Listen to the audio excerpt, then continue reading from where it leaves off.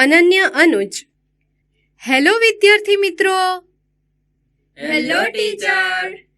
કેમ છો બધા? મજામાં? મજામાં.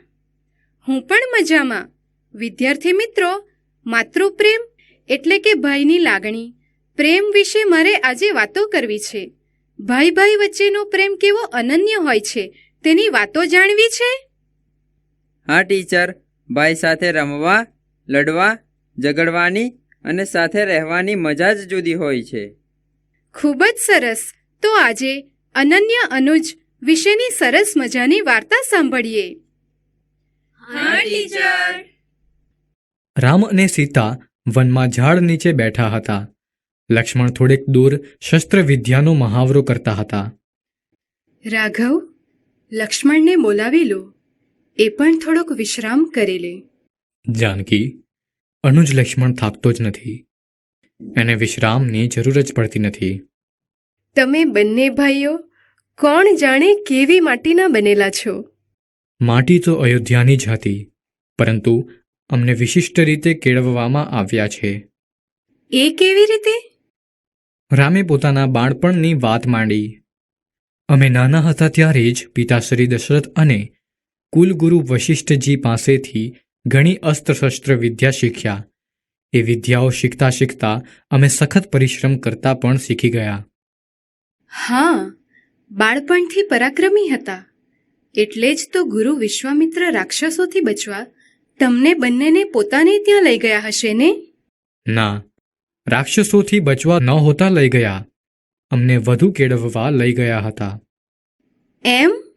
મને તો જાણવા મળેલું કે તાડકા નામની રાક્ષસીને મારવા તમને લઈ ગયેલા.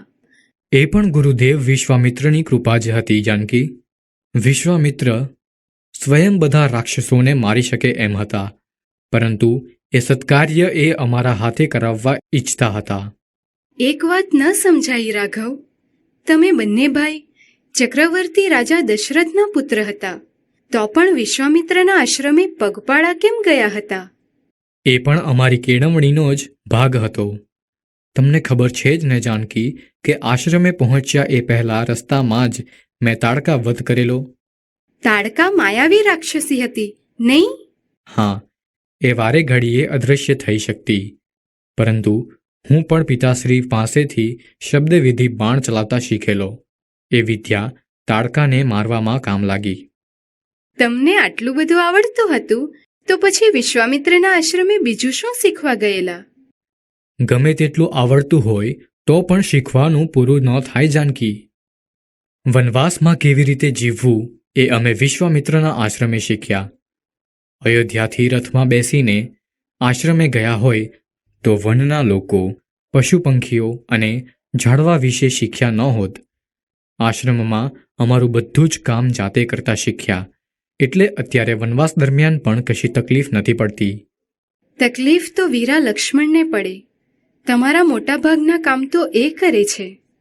આવી મજાની વાતો ચાલતી હતી ત્યાં એક સ્વરૂપવાન યુવતી આવી અને વાતો અટકી. હે માનવ, મારે તારી સાથે લગ્ન કરવા છે. રામ અને સીતાને નવાઈ લાગી કે કોઈ અજાણી સ્ત્રી આવી માંગણી કેવી રીતે કરે. હે યુવતી, આપનો પરિચય આપશો? હું શૂર્પણખા. આ વન ઉપર મારો અધિકાર છે. મેં તારા જેવો સ્વરૂપવાન યુવક આ પહેલા જોયો નથી, માટે તારા રૂપથી મોહીને મારે તારી સાથે લગ્ન કરવા છે. પરંતુ હે દેવી, હું તો પરણેલો છું. આ સુંદર અને સુશીલ જાનકી મારી પત્ની છે. એ ભલે હોય, મને તો તારા જેવો સ્વરૂપવાન અને બલિષ્ઠ પતિ જોઈએ એટલે જોઈએ જ. શૂર્પણખાની જીદથી રામને આશ્ચર્ય થતું હતું. રામને થયું કે આ બલા ક્યાં વળગી પાછી. જો એમ જ વાત હોય તો પેલા તલવારધારી યુવાનનું રૂપ પણ સરસ છે. એ એકલો છે, એની સાથે લગ્નની વાત કર. હે યુવાન, મારી સાથે લગ્ન કરી લે. પણ મારે નથી કરવા. અહીં માત્ર મારી મરજી ચાલે છે. હું કહું એટલે તારે મારી સાથે લગ્ન કરવા જ પડે. પરંતુ હું તો શ્રીરામનો સેવક છું. રામ કોણ છે? તમે હમણાં મળીને આવ્યા એ મારા સ્વામી પ્રભુ શ્રી રામ છે. ભલે, એમણે જ મને તારી પાસે મોકલી છે. લક્ષ્મણને મોટા ભાઈની મજાક સમજાઈ. હે દેવી, હું તો નોકર છું.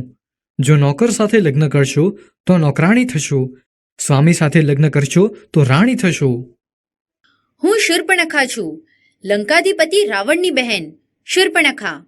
નોકરાણી તો હરગીજ ન બનું, મહારાણી જ બનીશ. એ નોકર નથી, મારો નાનો ભાઈ છે.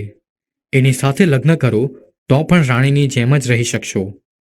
ના, મારે તમારા સેવક સાથે લગ્ન નથી કરવા, તમારી સાથે લગ્ન કરવા છે. હે દેવી, હું એક પત્ની વ્રતધારી છું, તેથી તમારી સાથે લગ્ન ન કરી શકું. શૂર્પણખા હવે રઘવાઈ બનીને ખીજાઈ ગઈ હતી. એણે વિચાર્યું કે આ યુવકની પત્નીને મારી નાખું તો પછી એ મારી સાથે લગ્ન કરશે. આમ વિચારી એણે સીતા ઉપર હુમલો કરવાનું નક્કી કર્યું. હવે શૂર્પણખા રૂપ બદલવા માંડી. મોટા મોટા દાંત, બિહામણી આંખો અને સુપડા જેવા નખ. સુંદર યુવતીમાંથી એ વિકરાળ રાક્ષસી બની ગઈ. ભયંકર અવાજો કરતી તે સીતા તરફ ધસી. સાવધ લક્ષ્મણે ત્વરાથી કૂદીને તલવાર વીંજી તેનું નાક કાપી નાખ્યું. અરે અરે લક્ષ્મણ, ધૈર્ય ધરો. માથે, તમારા પર હુમલો કરનારને હું જીવિત જ ન રહેવા દઉં. આ તો સ્ત્રી હતી એટલે ઓછી સજા કરી. લક્ષ્મણની વાત સાચી છે જાનકી. શરમ વગરના મનુષ્યને આપણે નાક વગરના કહીએ છીએ ને. શૂર્પણખા જે રીતે બેશરમ થઈને પરિણીત પુરુષ સાથે લગ્ન કરવા ઈચ્છતી હતી એ ખરેખર નાક વગર હોય તે જ યોગ્ય કહેવાય. આટલું સમજાવવા છતાં પણ સમજતી નથી, કોઈનું સાંભળતી પણ નથી. એના તો કાન પણ કાપી લેવા જોઈએ. શૂર્પણખા કપાયેલા નાક પર હાથ રાખીને ભયંકર ચીસો પાડતી ભાગી. હું તમને ત્રણેયને જોઈ લઈશ. એક કર્કશ અવાજમાં બરાડા પાડતી પાડતી અદૃશ્ય થઈ ગઈ. આ રાક્ષસી અત્યારે તો અપમાનિત થઈને ભાગી છે, પરંતુ રાવણ અને અન્ય અસુરો એનું વેર લેવા જરૂર વળતો હુમલો કરશે. આપણે સજ્જ રહેવું જોઈએ. તો વિદ્યાર્થી મિત્રો, આ વાર્તામાં રામ, લક્ષ્મણ અને સીતાને શૂર્પણખા મળી તેની વાત કરવામાં આવી છે. રામ, સીતા અને લક્ષ્મણ વનમાં જાય છે. ત્યાં એમને જંગલમાં શૂર્પણખા મળે છે અને તે રામ સાથે લગ્ન કરવા માટે તૈયાર થઈ જાય છે. ત્યારે રામ કહે છે, હું તો પરણેલો છું. મારાથી સુંદર અને સુશીલ જાનકી મારી પત્ની છે. શૂર્પણખા લક્ષ્મણ પાસે જાય છે અને લક્ષ્મણ પણ લગ્ન કરવા માટે ના પાડી દે છે. તેથી શૂર્પણખા રાક્ષસી પોતાનું અસલી રૂપ ધારણ કરે છે અને સીતાને મારવા માટે જાય છે. ત્યાં સાવધ લક્ષ્મણ ત્વરાથી કૂદીને તલવારથી તેનું નાક કાપી નાખે છે. મહાકાવ્ય રામાયણની આ ઘટનામાં રામની રમૂજ વૃત્તિ, લક્ષ્મણની ચપળતા તેમના વ્યક્તિત્વને વિવિધરંગી બનાવે છે. રામ પિતાની આજ્ઞા પાળવા માટે 14 વર્ષ વનમાં જાય છે. સીતા પતિવ્રતા ધર્મ નિભાવવા તેમની સંગાથે જાય છે, પરંતુ લક્ષ્મણ તેમના અનન્ય ભ્રાતૃભાવને કારણે રામ સીતા સાથે 14 વર્ષ વનમાં રહે છે. લક્ષ્મણ અનન્ય અનુજનું શ્રેષ્ઠ ઉદાહરણ છે.